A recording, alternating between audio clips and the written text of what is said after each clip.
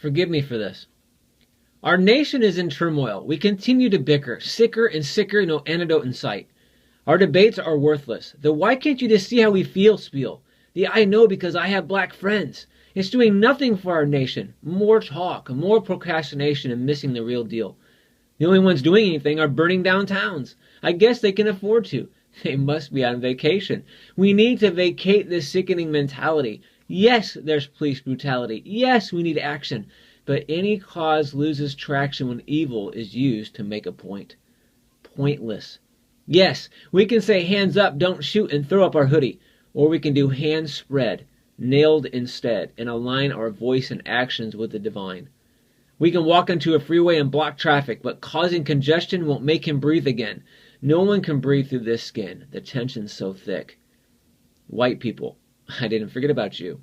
I've heard what's said behind closed doors. The walls of that room weren't as white as you were thinking. Step into the fight.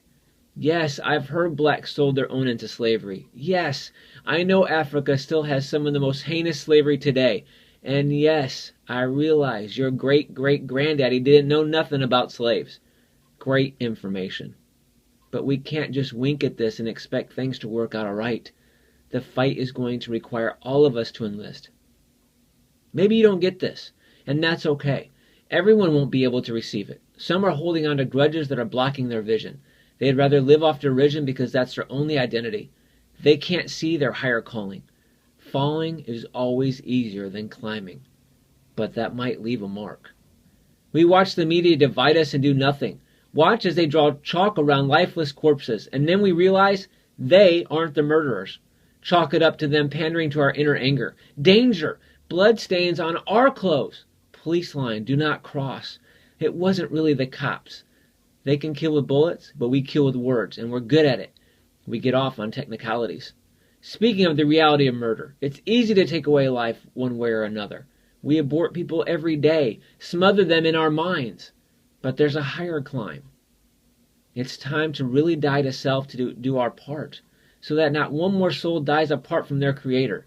Isn't that the real shame? Ever wonder what these souls are? And who should take blame for that? That's the utmost tragedy.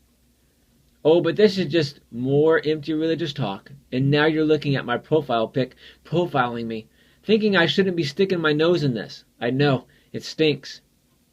You tell me I'll never understand, that I haven't walked a mile in your Jordans. There's no way I could dribble this one through to the basket. You're probably right. I'm probably too white, but I'm still going to do my part to put ignorant race talk in the casket and say that forgiveness is a better way.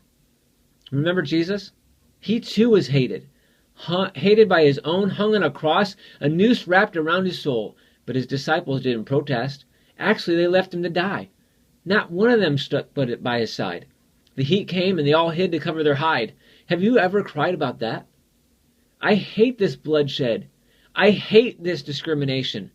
I hate promotion of any race. We should be beyond that in this nation, but we keep chopping down rotten apples and missing the roots. And some of the white people reading are saying, yep, he's so right. I hope they read this. But ignoring someone who just got battered, snoring on it won't help. Every life matters. I have to say this. Satan loves racism. He loves how we segregate ourselves. He loves how we judge each other's faces but never get into the soul. He loves how we focus on our differences and hold our grudges. He's the one who cut this incision so long ago and grins as the division continues to grow. He loves racism because he knows we're still slaves to him when we live in this sin. Let's talk about experience. I almost didn't marry my wife because of the strife we felt. A white dude with a black lady? But they'll treat your kids bad at school. Wrong shady. Nope, perfect shade. Good grades. Why you want their complexion so bad?